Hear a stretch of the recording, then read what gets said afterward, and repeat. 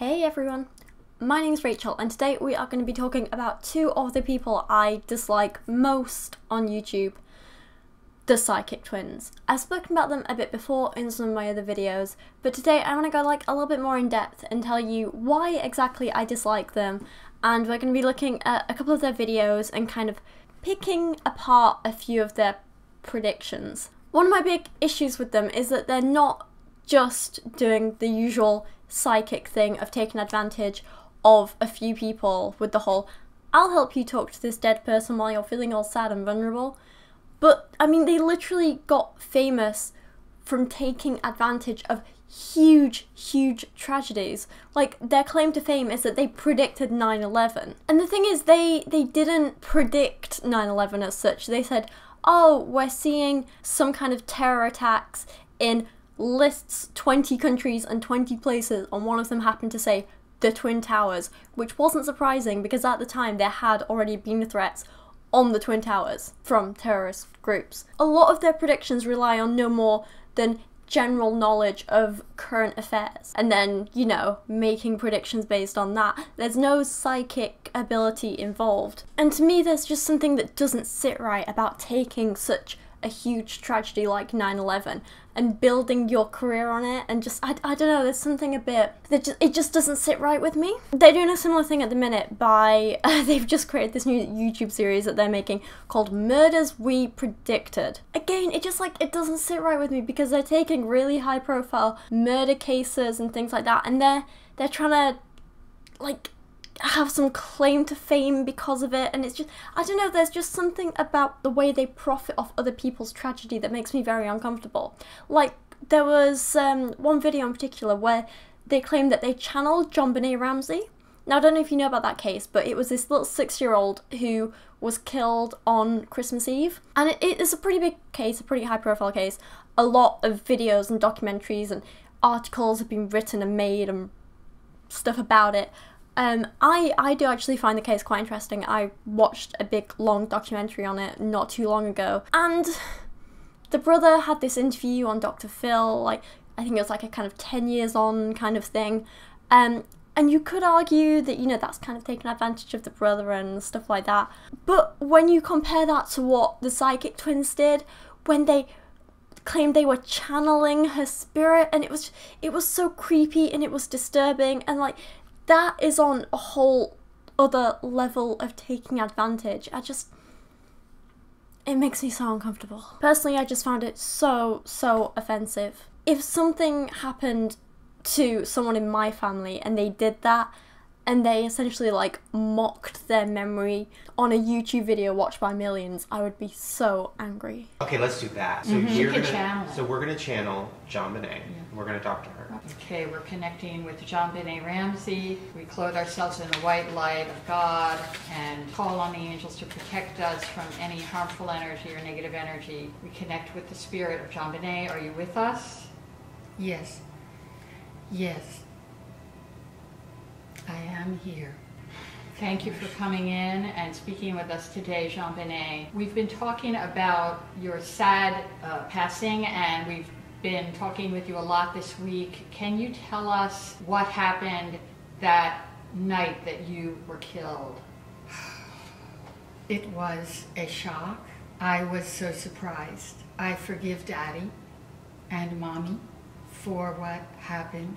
I forgive everyone involved in my murder. So who actually caused your death? I have to be honest and tell you, it was my daddy. My daddy. And I forgive him. It went on for a while. No one knew. Was he afraid you were going to tell someone? Oh, yes. Very afraid. It is not what it seems. Not what it seems. Mommy knew and did not tell. Mommy knew. Very painful. Are you with her now? Yes. Yes. Okay. Mommy is here. Thank you, Jonbenet, for joining us today, and we wish you peace. You are so welcome. God bless you. God bless you all. Thank you, Jonbenet. That was emotional. Wow. I don't cry. Anyway, today we are going to be looking at two of their videos in particular. One of them is from their Murders We Predicted series, and one of them is an old, like, celebrity predictions one from, I think it's about 10 months ago now. So we are going to be looking back at that and seeing how many of their predictions came true. Spoiler, it's not many. So let's have a look at this Murders We Predicted video. We're going to talk about the Laci Peterson case today because we did a little bit of work with this case and it's now back in the news. So we wanted to kind of acquaint you a bit with some of our psychic detective work because we've done quite a bit of it over the years. On Christmas Eve of 2002, Laci Peterson was a young woman who disappeared from her house, and it was very mysterious. She was 7.5 months pregnant. Her husband, Scott Peterson, reported her missing from their Modesto, California home. They honestly don't start off too bad. They just highlight the details of the case, and it's no different from any other true crime video. Like, I have no problem with them because true crime videos can be interesting, they can be informative, they can help, you know, the victims' memories live on and be remembered. And it can even help kind of bring the case back to the kind of public eye and public's attention. So if it is unsolved, then maybe new information can be found or brought forward or whatever. So I have no issues with true crime. But the psychic twins, I do have issues with because they enjoy making these big sweeping statements without any evidence to back it up other than, we have this feeling, and they'll be like, so I get the feeling that X person did it, or I get the feeling that it was Y person because reasons. They have no proof, they have no evidence, and they don't really think about what effect what they're saying or claiming is going to have on people or the people involved or just the public and the public's perceptions. In this particular case, they're calling out the I think it's the husband or the boyfriend. I will just call him the boyfriend from now on. And they're saying, yeah, so the boyfriend did it, as though it's like this thing that they know because the spirits have told them. We suspect he strangled her and brought her to a body of water, weighted her body and threw it out of the boat into the water, but it was never exactly proven what happened in, you know, between the time she left the house and the time she was found in the water. And when we were approached by a national magazine, a national women's magazine, we told them that we felt that Scott was guilty. And they're like, we feel the boyfriend did it, so the boyfriend did it. That is basically, you know, the whole basis for their claims is they feel something, that's exactly what happened. They don't say, well, we think this could have happened. They think, they say, this is what happened, as though it's fact. And I mean, it's fine to say that if he actually did it and he's been prosecuted for it, but if he didn't, then it's just, I feel like it's too dangerous, because if he really was just the boyfriend of someone who went missing and was completely innocent, can you imagine how that would make him feel? And not only that, but they have hundreds of thousands of people watching these videos. If this guy is innocent and they're like, yeah, he did it, can you imagine what effect that's going to have on the public and the public's perception of him? It just, there's nothing to stop people going out and like throwing a bunch of abuse at him just because they've made this claim about a potentially innocent man. But anyway, then they make this claim about being psychic detectives. As you know, we are psychic detectives who have worked on many cases. Murders, cold cases, missing persons cases, TV shows, series, The Unexplained. We cracked the missing boyfriend case of Olivia Newton-John many years ago on the CBS Insider. That turned out to be true. That's on YouTube, by the way. And so shortly after Laci did go missing, we were interviewed by this national women's magazine about her case. Here's the article, and we are. We talked about more than just that, but for a while we talked about the Laci Peterson case and what we thought would happen. This is before they suspected Scott. Yeah, this is back in December of 2002, and we said in the interview that Laci was in a watery grave and that she and her unborn child would be found in a body of water. I find it interesting how they say they've worked on all these cases, but really them working cases is never alongside the police. It's literally they've just been asked to predict things by trashy magazines or the occasional blog, or they phone into some radio show and they're like, yeah, so we have this feeling that, like, the boyfriend did it. And that's as far as working a case goes for them. They've never actually, you know, worked with police. They've never been taken seriously by law enforcement. They've never stood up in a court and been called as expert witnesses. Because there's no substance to anything they say. Let's be honest. I mean, anyone could claim to be a psychic detective. They have no more claim to working these cases than a man sat at home with newspaper clippings. So they make this big claim. This is their big claim. They're like, we said Laci would be found in a body of water and that the husband did it. They are their two big claims. They are why they say they predicted this murder. I mean, they didn't predict the murder before it happened. They only apparently predicted that the husband did it and she'd be found in water. Anyway, they are the big claims. But I'm just going to throw this out there. But in most missing persons or murder cases, the first suspects are someone who is known to the victim, usually the partner, the husband, the boyfriend, the wife, the girlfriend. They are literally the first people that the police look at. So it's not like they had some big revelation here. It wasn't like this was some groundbreaking theory. That was literally probably the first thing that the police looked at and the most probable thing that happened. I mean, you could say that the whole she'll be found in a body of water thing seems a lot more specific, and if they got that right, then that's impressive, right? Except no, because it was public knowledge that the husband's, or the boyfriend, his alibi for the day his wife went missing was that he was fishing on a boat in the local marina. So if you assume that the boyfriend's the most likely person to do it, they live near a large body of water, the boyfriend was on the water, the predictions feel pretty obvious now, don't they? Anyway, then they go on this video to talk about some more details of the case, for example, how the husband was having an affair, Laci's body was only found when it washed up on the shore, and then the husband went on the run and the police chased him all over until they finally caught him and arrested him. They didn't predict any of those details. They didn't predict that the body would wash up. They didn't predict any of the things about the husband having the affair or the motives or anything like that. And they didn't predict that the husband would try and do a runner, which seems like a pretty important thing in a case. They do make a few more statements that have already been well established and then just add "we feel" in front of them. So for example, they talk about how the prosecution presented a case where the boyfriend killed Laci because he wanted money and he didn't want a kid because she was pregnant. And he didn't want a family, and he was having this affair. And that was the prosecution's argument. That was well documented in the media. Peterson's trial started on June 1st, 2004, and it was a huge media circus. I remember watching it. It was crazy. It was nuts. I mean, every single newscaster was there. Reporters from all over the world were there. We feel that the motives were money, and he wanted to lead a single life of a bachelor and like a, you know, sort of a Don Juan guy. He didn't want a child. Exactly. And the prosecution presented Peterson's affair with Amber Fry and money as motives for the murder, and that's what we feel it was. That wasn't his first affair, by the way. No, it wasn't. He had cheated a number of before, others. and he had a couple of life insurance policies that were pretty hefty on both of them. This had a hell of a lot of media coverage, so everyone knew the details.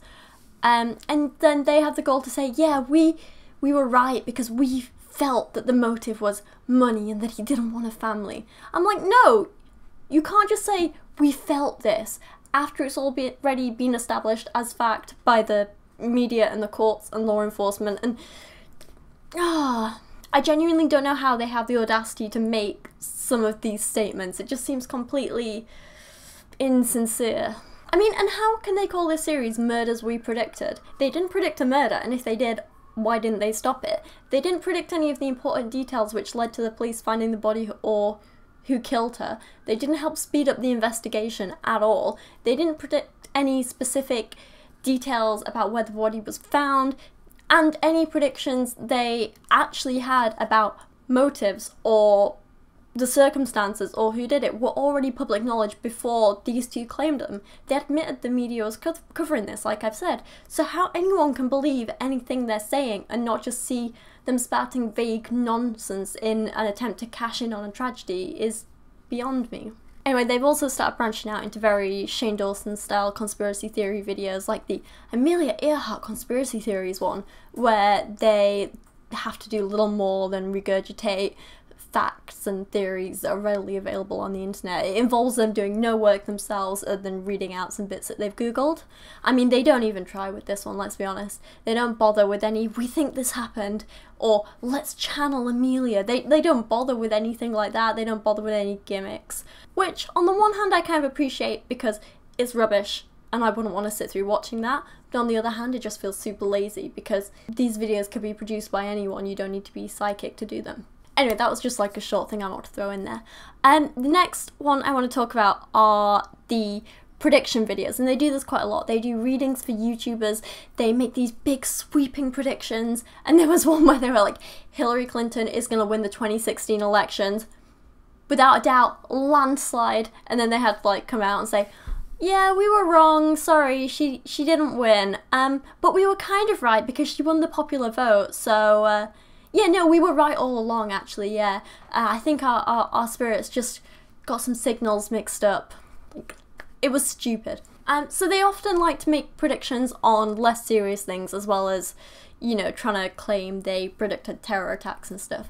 And they've recently started making these, like, celebrity predictions, and they tend to just take sort of, like, public knowledge and celebrity gossip and rumours, and they kind of make these really vague predictions around them, and then they kind of like twist them into place when they happen to be wrong. So I found this one video of theirs from December 2016, which was about 10 months ago at this point, and I thought it'd be interesting to go through and have a look at some of their predictions and see what they were right and what they were wrong about. So one of the big things they make a prediction about is Kim and Kanye, because this was around the time of the robbery and Kanye had his weird like breakdown thing, and they were all like, yeah, they're definitely gonna break up, blah blah blah. They were going on and on about this stuff and how, you know, they had no chance. Kim Kardashian and Kanye West are on the brink of divorce, according to an awful lot of news outlets. And where there's smoke, there's fire. Even though the camp is denying it to some extent, they're living separately. And we actually predicted that they would split up on a collab with you back in April. So it's only been 6 months. Everybody said we were crazy and worse. They knew they said, oh, they're going to be wrong about that. But the fact is, living separately. They are not getting along. Just gonna throw this out there, but 10 months later they're still together and planning to have a third kid. Actually, I think they might have got a surrogate pregnant or something. I don't know. This is a really stupid one for me to talk about. I don't know why I picked celebrity predictions, because I had to like Google everything that they're talking about because I don't keep up on celebrity gossip that much. It's just not really my thing. But I thought they'd be things that were kind of easy enough to find out whether they happened or not. Anyway, point is, they were wrong about this in a big, big way. Then they decided to talk about Zayn Malik and Gigi Hadid. Now, I don't know much about these two. I know Zayn from One Direction. I don't know who Gigi is, but apparently they're a couple now, and they have been for some time. And they make these really vague statements and say things like, yeah, they might break up, but they might not. So they're covering their backs whatever happens. We saw a possible breakup for Zayn and Gigi Hadid. And I hate to say that, but I feel, and it may not happen, guys. I could be completely wrong. There's a first time for everything. No. But I honestly think that it could be a breakup for Zayn and Gigi. Yeah, it's going to be sad, but coming up in the coming year. But like I say, I had to Google those two. Turns out they're still together, even though the psychic twins said they'd break up. That happened.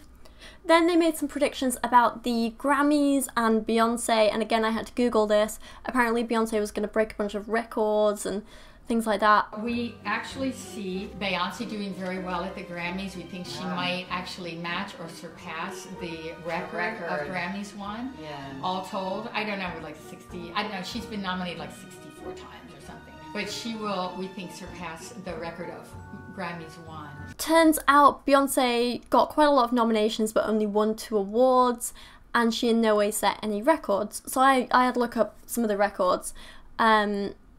She didn't actually match or set any records in 2017 like they predicted.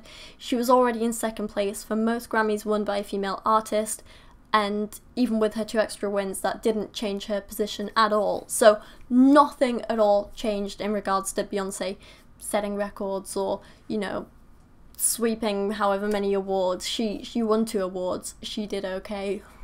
It wasn't anything spectacular like they predicted. So they were wrong there. Next up, they talk about Kylie Jenner and Thicke. Again, I don't know too much about these two other than, wasn't he like totally creeping on her when she was like 15 or something?